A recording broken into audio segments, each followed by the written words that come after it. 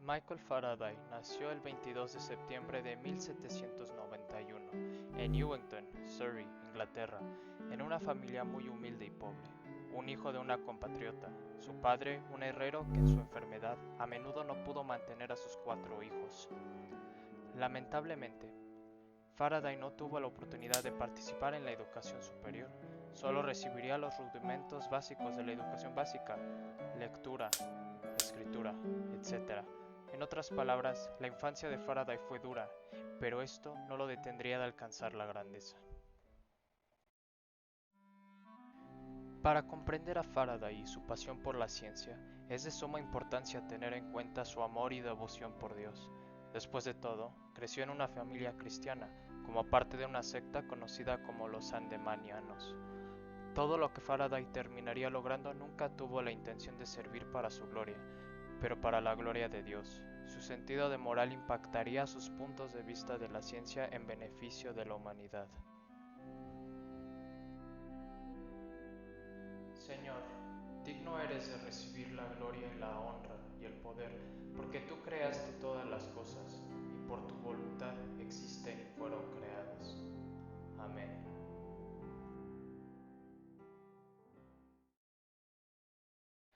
A la edad de solo 14 años, comenzó a ganar dinero entregando periódicos para un librero y encuadernador, y luego sería aprendiz de él. Durante su tiempo como empleado en la librería, durante el día encuadernaba libros.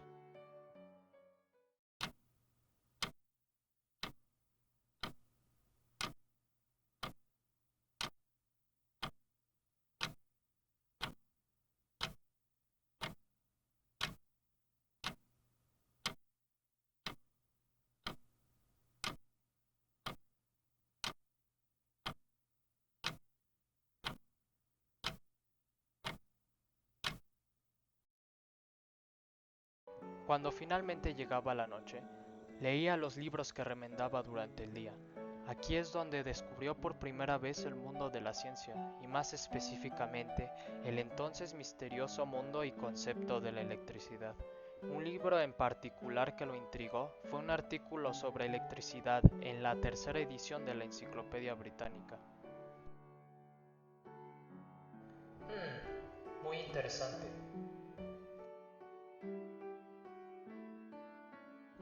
Sin embargo, lo que convenció a Faraday de dedicarse a la vida científica fueron las conferencias de la celebridad científica de su tiempo, dentro de la Royal Institution, Sir Humphrey Davy, quien ya tenía muchas contribuciones, especialmente en descubrimientos químicos de elementos como el potasio y el sodio. También inventó la lámpara de seguridad del minero. Faraday, ahora en la búsqueda de alcanzar una vida centrada en la ciencia, tomó notas de las conferencias de Davy y las compiló en un libro, usando sus habilidades de encuadernación, y se los regaló al hombre mismo. Tal vez esto atraería su atención hacia él y le abriría las puertas al mundo de la ciencia para él. A primera vista, parecía que no logró mucho. Sin embargo, Davy no se olvidaría de este detalle, especialmente después de su pequeño accidente en el laboratorio. Creo que con esto basta. ¡Ay, mis ojos! Davy le ofreció a Faraday un trabajo temporal como asistente de laboratorio en la Royal Institution, y este trabajo temporal se convertiría en permanente. Aquí es donde viviría el resto de su vida con su esposa, Sarah Bernard, con quien se casó el 12 de junio de 1821. Estuvieron casados entre 1821 y 1867. Es el año 1820 y Faraday, después de haber dominado la química de su época mediante la creación de los primeros compuestos orgánicos de cloro y carbono C2L6 y C2Cl4, aportes que le llevarían a descubrir el benceno 5 años después, que tendría varias aplicaciones a través del tiempo, desde la producción de caucho hasta lubricantes, tintes, detergentes y pesticidas. Sin embargo, durante este año, otro científico de su época, Hans Christian Ørsted, anunció cómo una corriente eléctrica producía un campo magnético alrededor de un cable, Otro científico famoso, André-Marie Ampère, sugeriría que la fuerza producida tenía la forma de un círculo. En ese momento, esta fuerza circular nunca se había observado antes, pero Faraday tenía suficiente creatividad para comprender lo que esto implicaba. Si se aislara un polo magnético, esta fuerza se movería en un movimiento circular a una velocidad constante alrededor de un cable portador de corriente. Su ingenio le ayudó a diseñar un experimento para confirmar esta conclusión, utilizando un aparato que convertiría la energía eléctrica en energía mecánica. Y así fue como se concibió el primer motor eléctrico. Este descubrimiento abriría una nueva marca de estudios y pasión por la electricidad de Faraday. Veamos si funciona.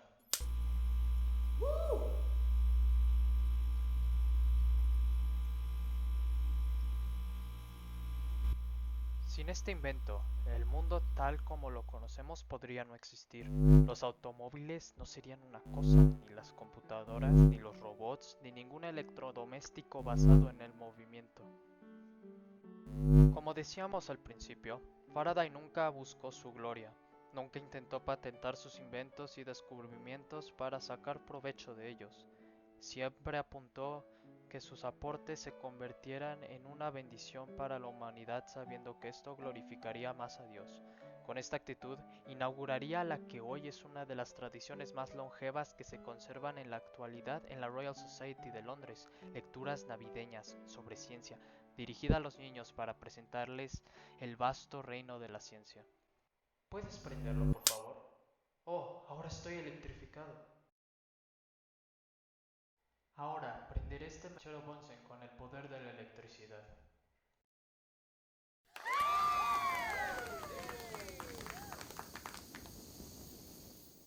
Esta tradición se fundó en 1825 y, desde entonces, ha presentado a muchos científicos famosos de los que estoy seguro de que todos hemos oído hablar.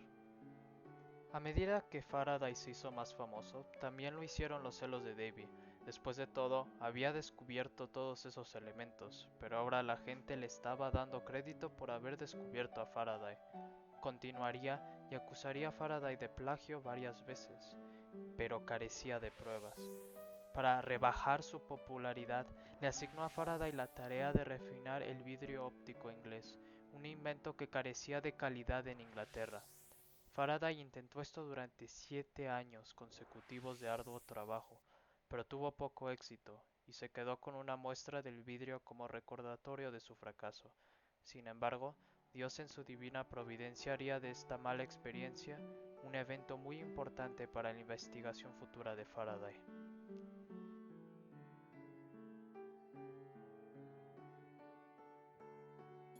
Faraday siguió cavando, siguió experimentando con los fenómenos de la electricidad. En 1831 pudo concluir que un campo magnético cambiante produce un campo eléctrico. ¿Cómo llegó a esta conclusión? Usó una bobina envuelta y pasó un imán a través de ella. A medida que el imán se movía dentro o fuera de la bobina, se produciría una corriente. Si el imán estuviera en movimiento estacionario, no se produciría una corriente, como el cable no estaría expuesto a un cambio en el campo magnético. Esto llevó al desarrollo del generador. Este es uno de los inventos más revolucionarios jamás desarrollados.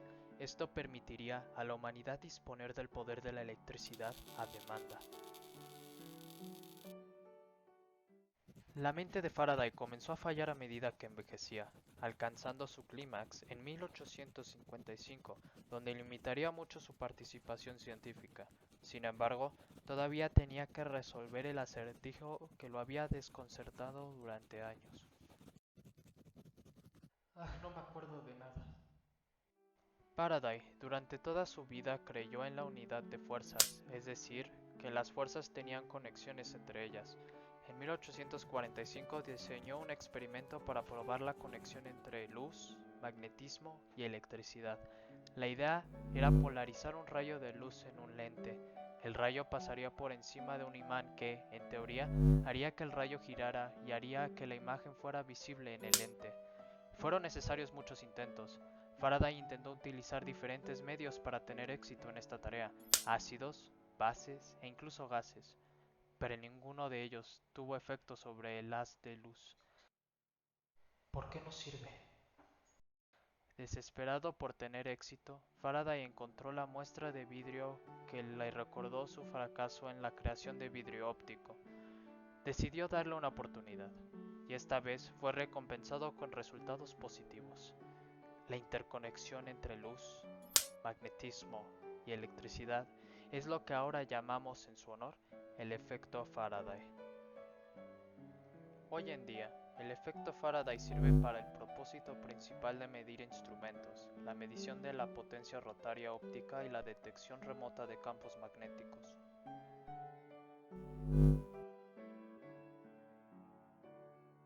Entonces, ¿qué nos dejó Faraday? Él proporcionó los pilares de la sociedad moderna. Cada rincón que podemos ver en nuestro mundo tiene una presencia de su legado, ya sea en el campo de la física o la química. Pero Faraday no solo nos dio sus inventos y descubrimientos, sino que también dio un buen testimonio de lo que es una vida ética. Se mantuvo fiel a sus opiniones morales. Se pueden encontrar ejemplos de esto durante toda su vida. Rechazó el honor de recibir el título de caballero de manos de la reina 2 veces por no querer glorificarse de manera egocéntrica. Rechazó el llamado del poder político que solicitó su asistencia en la fabricación de armamento químico. Nunca patentó su obra, pretendiendo no lucrar con ella, demostrando que hizo su ciencia con la pasión de saber más y no de ganar más. Y finalmente, pero más importante, siempre mantuvo su fe como motor de su vida y su obra. Es correcto que nos mantengamos al margen y actuemos de acuerdo con nuestros principios, pero no es correcto retenerlos en una ceguera obstinada o retenerlos cuando se demuestre que son erróneos. Michael Faraday. Ahora que sabemos quién fue y lo que logró, todo lo que hay que decir es, gracias Dios, por Michael Faraday.